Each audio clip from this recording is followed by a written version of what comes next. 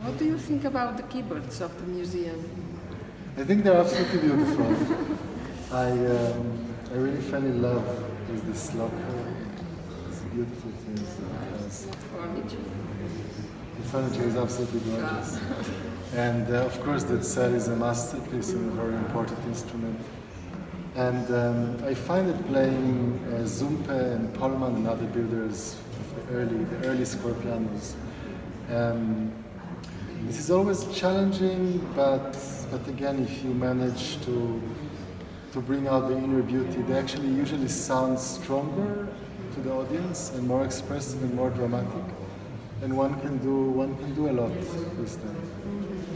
So generally they are in impeccable conditions. It has been a pleasure to play on them. And of course, it was wonderful to take the audience with us to hear Monpau's great piano and to play some pieces on that. There is something about people standing near the piano, which is very much like the salon tradition of the 19th century. And I think the people connect better because they are less safe. They do not sit on their seats. They're not that far away from the instrument. So everything is much more involved and emotional also from the audience part. In other words, you cannot be uninvolved even if you want to. And this is an unusual repertoire. Why do you think it's so unusual? The program? Yes, Paris, Moselle, Clementi. So of course, since the Clementi Association very kindly invited me here, I played with great pleasure two works by Clementi. One is of course very dramatic and virtuosic, and the other one is I would say a typical set of variation, virtuosic, built on a simple, beautiful known theme, and then becoming more and more virtuosic as the piece progresses.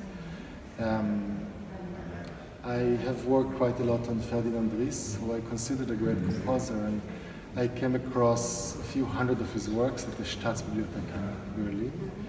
And I think he was very much in the shadow of Beethoven. Well, of course, this was the case also for Clement. In the case of Ries, really, we hear some of the piano concerti were recorded, one or two of the trios with clarinet, some of the symphonies. The keyboard repertoire is never played, never recorded. And this is, of course, also the case with Moscheles, who I consider a great, great composer. When you look at Moscheles, Meyerbeer, many of these composers, they're also non-existent in concert life. So for me, there is great injustice in that, and I am a great believer, and I try to perform their pieces as much as possible. This is also the case, of course, with women composers, which is why I performed Cécile Chaminade, who I would say is even less known than Moscheles, Ries, and Clementi. And I think that apart from the question of is this music really great music or as great as the greatest composers, the question should be, people should listen to them, and when listening, after listening to them, give them a fair evaluation. And perhaps the conclusion would be that they're not as great as Mozart or Haydn or Beethoven. But if we do not give them the benefit of the doubt, if we do not play and record and introduce their pieces, they will not have sort of a fair trial with the question of should they be part of the Western canon of music or not. And of course that's very much the case with Clementi as well, because I would say, well, you know much better than I do, but the majority of people I know will speak about the sonatinas of the 36, yes, which are really, as one of my professors used to say, a small little nothing compared to all the great works we wrote later on.